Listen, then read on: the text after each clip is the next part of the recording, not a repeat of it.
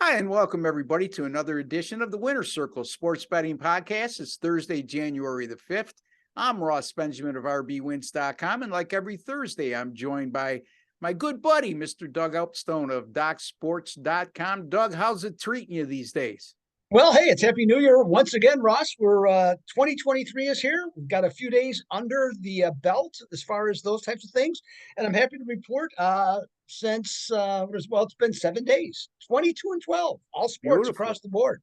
So yeah, it's been good. Just so from directly from that standpoint, can't complain. And here we go. Yeah, I Another new mean, year ready to go and making some changes and see what we can do.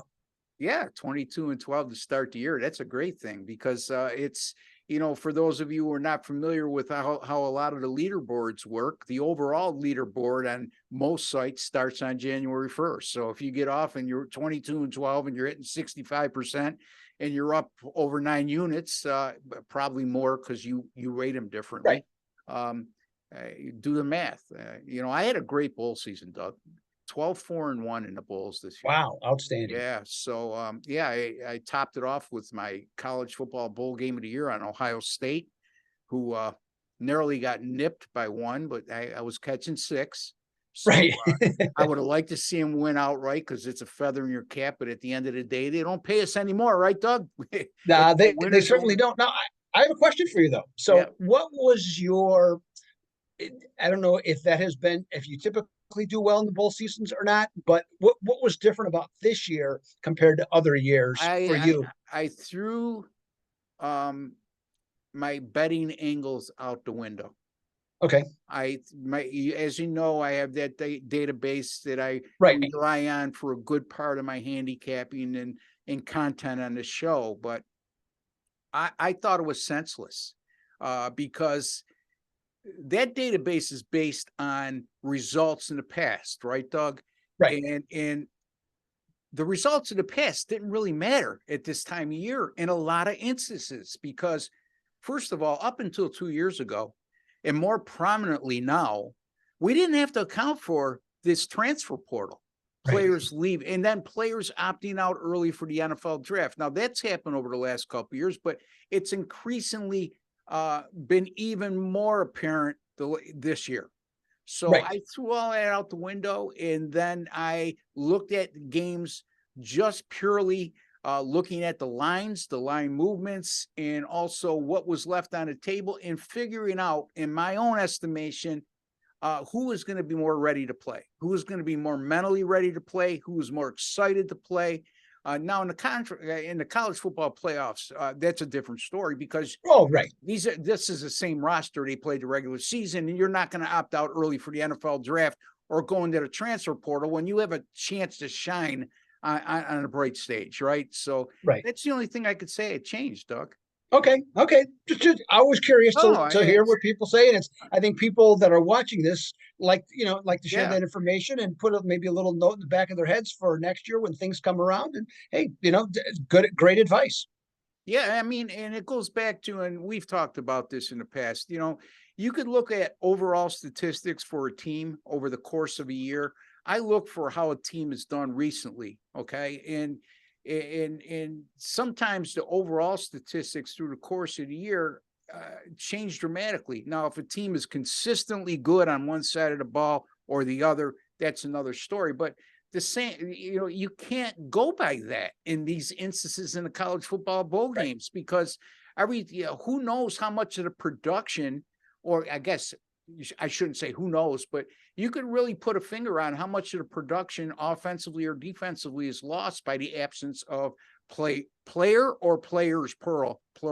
And most times it was the plural sense. So Right. all right, so let's get to our NFL free picks. I mean, you're going to be covering your beloved Green Bay Packers, and I'd say beloved, but let me refer. Doug has gone against the Packers on several occasions over the last 3 years, so Yes. he is a professional by every true sense of the word. And just because I'm giving him a Packers game, and he's more than on one occasion told you he's been a longtime Green Bay fan, he has no hesitation to go against him. Now, I'm not predicting that that's what he's going to do in this particular instance. I'm going to take a look at the Ravens in the Bengals game, but we'll start with you, Doug. All right, let's go with this now. One of the things that I noticed right away when when we saw if the schedule's going to come out, and then they made the aligned it who's playing where and everything else for Week 18. A lot of Seattle people were complaining, saying that hey, you know what, we win our game. Well, that Detroit has no incentive to play. Okay, because they can't be in the playoffs, they don't care anything else like that. Well, I'll tell you what, if you watch even a half an hour of Hard Knocks, okay, before the season started, okay, you got a pretty good idea what Dan Campbell, their head coach, is all about. Okay. And he coming into the year hadn't been successful. And certainly the first half of the year he was successful. But guess what? He was building this team towards the future, and all of a sudden started to click. Now, from their standpoint, I don't think they're, of course, they would like to play, Green Bay for the chance to get in the wild card, but I don't think it has anything to do with what they're really interested in, because they could end the season with a victory, arguably as the best team in the division right now. If they beat the Packers, you can make that argument, okay, right away. Now, also other factors that come into play here for Detroit. They're going after their first sweep of the Packers since 2018. And with the possibility for just the third time since Brett Favre became a Green Bay Packer in 1992. All right.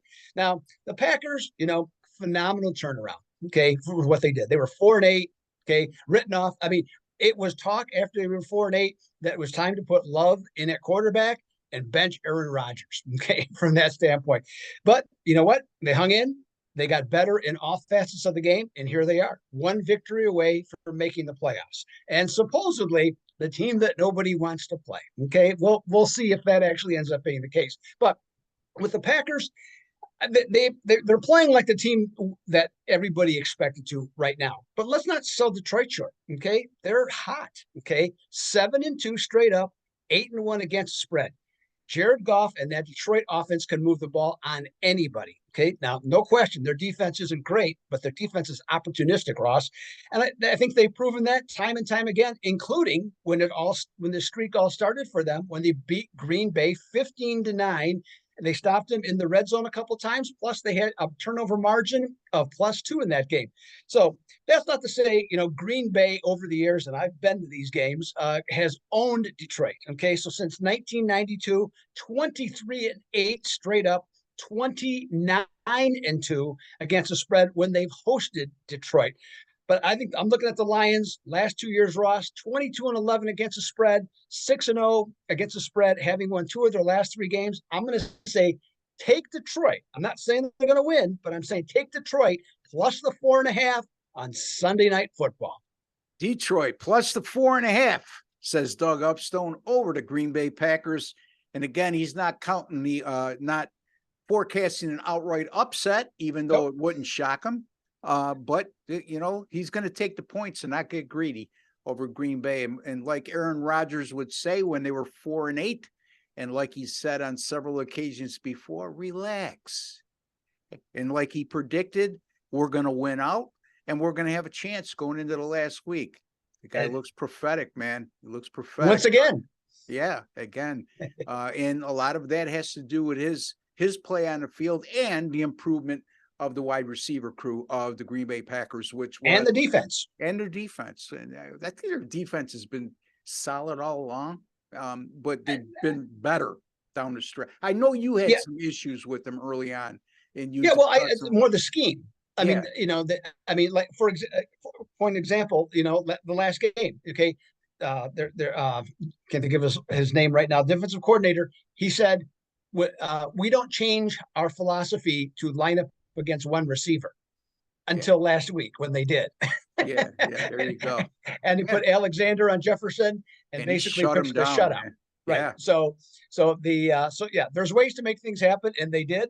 And if Green Bay won and covered, I can't say I'd be entirely surprised. I just think Detroit is being not given enough credit for what they've done in this particular case. And and the weather's not supposed to be horrible or anything like that. So hey, 4.5's a good number. Yeah, it is. I mean, it's if it was 3 or something like that, that might be a different case, but it's not. Yeah, So I yeah, think it's an honest line. I think it's an accurate line, right. I agree. and you spoke about Dan Campbell, and I've liked him from the start. Now, at the end of the day, it's what have you done for me lately business. It's a win business. Yeah, you could like a coach all you want. Even the owner may think that way, even the general manager, but you have to produce results sooner or later. And I'll Right. say one thing about the Lions right now. They are a true reflection of their head coach. Intense, uh, high character, and he's enthusiastic, but you could see he truly cares about his players. And you could see as time has moved on, especially in the second half of the year, um, they have really got behind Dan Campbell and really gave it their all. And, good for him because a lot of people had written him off and the Lions off early on, and they showed a lot of character in hanging in there and giving himself an opportunity going into the final week. Now they're going to still need a little help if they win, but by the same token, I think that Detroit Lions fans, Dougie, would have said, "I'll sign up for going into the last week, having an opportunity, just an opportunity to make the playoffs." So, and, Absolutely. No, in no, any no. It's event, and the talent is better than people realize too yes, on that team, absolutely. especially on offense. Yeah, and I think a lot is focused on their passing game with Jared Goff, but at the end of the day, they have a pretty good stable of running backs, and they They run the good running ball pretty backs, good too. and that offensive line is, if it's not top five, it's top seven. Yeah, no doubt. There's no So, yep. doubt about that. And like you said, they have some deficiencies on defense. They need to make Yes, a lot of improvements there, but they have been opportunistic. And sometimes a good offense can cover up some deficiencies on defense as well. Doug, when I began the week, Monday morning, I sat down and I assigned us all the games that we were going to cover this week. I do that on a weekly basis. And I assigned myself this Baltimore Cincinnati game, and that was before the Monday night game. And I said to myself, either way, if Buffalo wins on Monday night, this game is going to be for the division crown. I thought it would have a lot of magnitude to it. If Cincinnati won, there was a possibility they were going to finish no worse than third, possibly second. And if Kansas City lost to Las Vegas on Saturday night, they had an outside chance of finishing as the number one seed. Well, because of all the tragic circumstances that happened on Monday night, the game was canceled. And now there's a dilemma here. I mean, the bottom line is if Baltimore wins this game, they're 11-6. Cincinnati drops to 11-5. If you end the season at the end of 18 weeks, there's going to be two teams that have played 16 games compared to the rest of the league who has played 17. And unfortunately for the NFL, those teams really should be playing their 17th game for playoff implications. Now, having said that, I don't mean to sound insensitive, okay? Because that was just a horrific scene on Monday night. And the young man is improving. I'm glad to hear that. And if you don't think that affected the Cincinnati Bengals as well, all you have to do is look at the fact that T. Higgins, the guy that Damar Hamlin had tackled, he spent 48 hours nonstop in the emergency room with Damar Hamlin. That's how upset he was. And I don't care who you are, football players that are 260 pounds that run a 4'3", a 350-pound lineman, or a wide receiver that's 5'9" and 170, or a human being that was at the game. That incident directly impacts you emotionally. I'm a resident of Western New York, folks. I don't have to put on cleats. I don't have to lace up and put my shoulder pads on and worry about having to deal with 250, 260-pound guys coming at me. And it's affected me. And it's affected the entire community here. So having said that, usually I give a strong opinion. And I hope that you people would be sensitive enough to realize that this is not one of those situations that I have a strong opinion on. Because I don't know, there's too much uncertainty here. Now, having said that, okay, and thinking that whole thing didn't happen Monday night, which by God, I think we all would think the same way, that we'd pray and hope that would not have happened, but it did. Okay. If it did not, though, and I had to look at just the true numbers here. Look, Cincinnati's gone 7-0 straight up in ATS in their last 7, 9-1 straight up in ATS in their last 9, 11-2 straight up in ATS in their last 13. You would be hard pressed to find more than a team or two that you could say, honestly, is playing better football at this juncture of the season than the Cincinnati Bengals. Now, the Baltimore Ravens have hung in there. They lost Lamar Jackson. He's still listed as questionable. By looking at this current line where Cincinnati is a 7-point favorite, that leads me to believe that he's probably not going to play. Baltimore's already showed up a wild card position. So I would venture to say there's a good chance you're going to see Tyler Huntley play quarterback on Sunday. With all that in mind, it's not like Tyler Huntley's a bad backup quarterback. That's the furthest thing from the truth. I think he's a solid backup quarterback. However, I can't ignore the fact that the offensive production of Baltimore over the last 4 games, they've scored 17 points or less in each of the last 4, yet they won 3-4. Why? Because their defense has held those 4 opponents to 14 or fewer. You're not going to hold the Cincinnati Bengals to 17 points or fewer on their home field. It's not going to happen. I don't care how good the Baltimore is playing defensively right now. We're talking about one of the elite offenses in the NFL right now. And at the skill positions, Joe Mixon, the running back, their trio of wide receivers, they're a very difficult ask to hold 17 points or less. I don't see much changing for the Baltimore offense here. I do think Cincinnati, they won't put up the kind of numbers that they're used to putting up because Baltimore's playing good defensively. But having said that, they're the red hot team right now. And I think if you throw everything away that happened, I would have taken Cincinnati. But because of all the uncertainty here, in terms of emotions, in terms of what the magnitude of the game would have been compared to what it would have been if that game was played Monday night, I'm going to tell you, I'm going to have a very, very small lean on Cincinnati. I'm not going to use this game, okay? But I would tread real lightly if you played this game. That's my advice, folks. So I hope you'll forgive me for being sensitive to the situation and not going out on a limb and telling you, the viewer, that I love Cincinnati, play the game, okay? I just think that would be unjust, and I think it would be a lack of integrity on my part. Doug, any thoughts? Yeah, to your first point in terms of the game, I mean, I would agree with everything that you said. I mean, Cincinnati is the better team. They're in the better situation. Yeah. Mentally, I mean, we don't know anything about any teams. The other point, though, Ross, this just goes along with everything this week. In my opinion, if you're playing more than 3 games, okay, Yes. this weekend, Yep. okay, you are potentially setting yourself up for failure because Exactly. there's the what happened with Cincinnati and Buffalo aside, and what they have coming up. There are so many games this week where you don't know.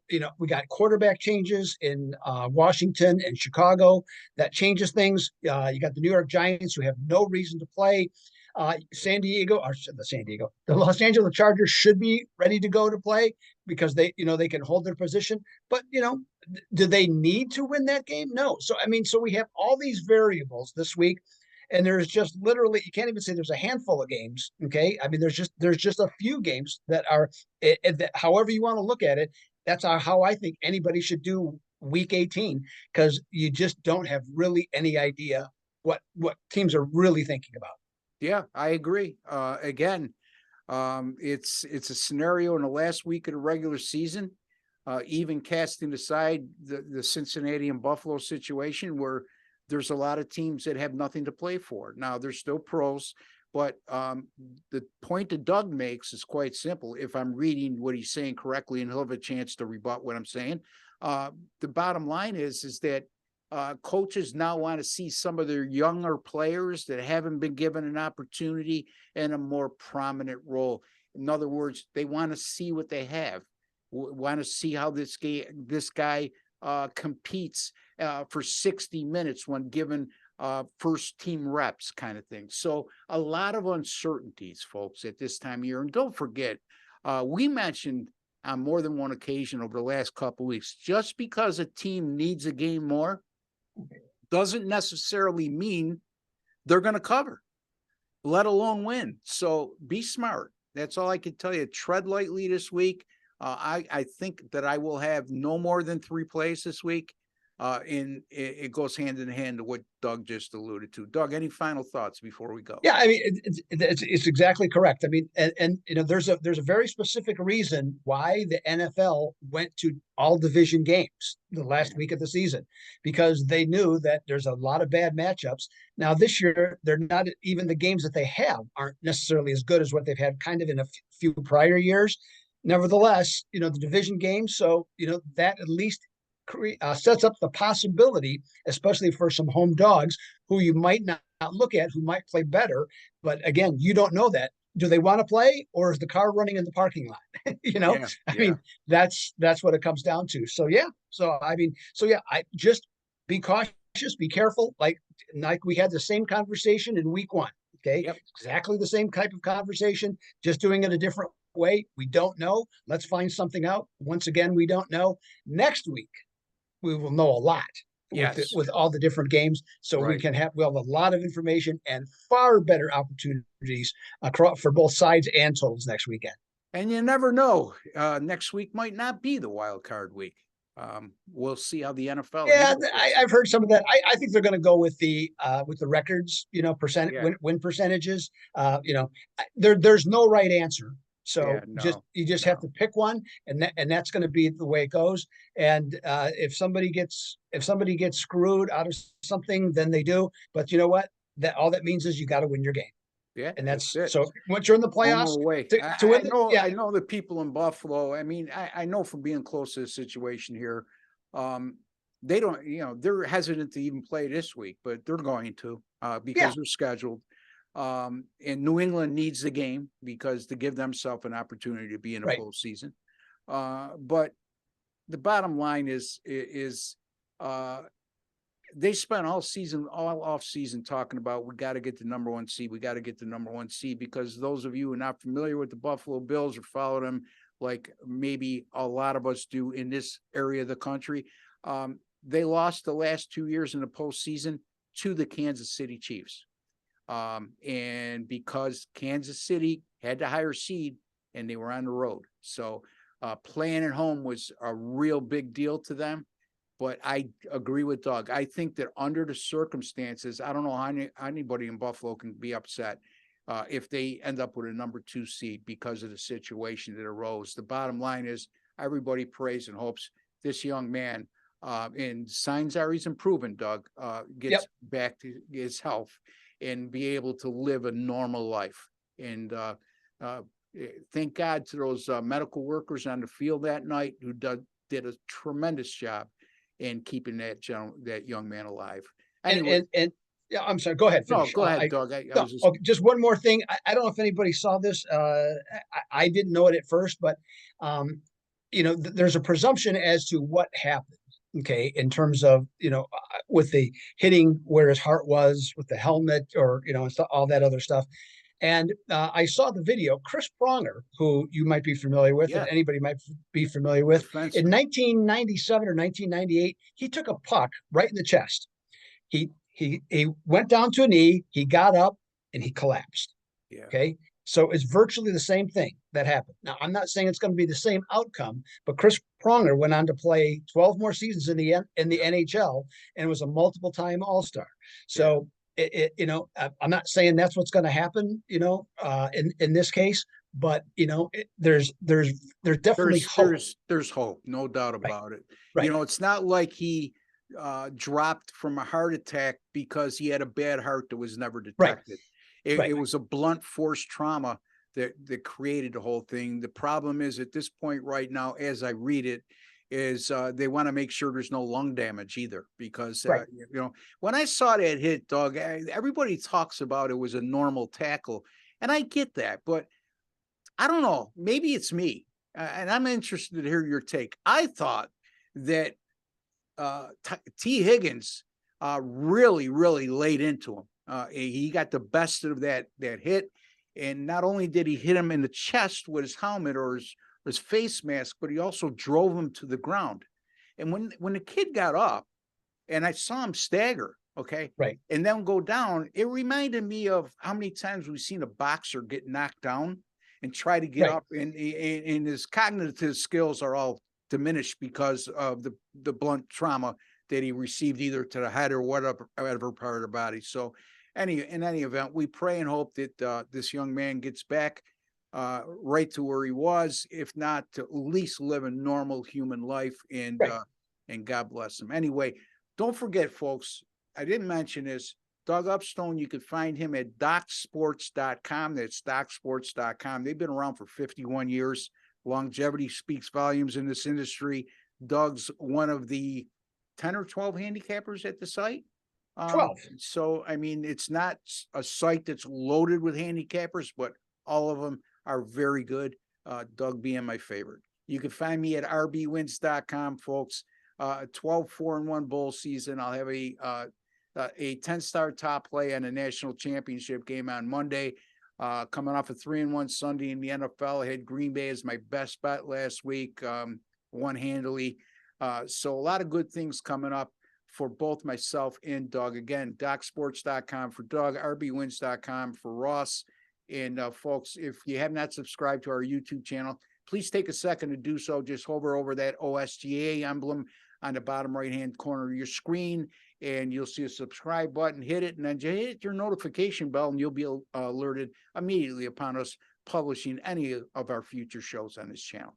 Doug, have a great weekend. And until the next time, for Ross Benjamin and Doug Upstone, we'd like to wish each and every one of you all the very best. Take care and God bless, folks.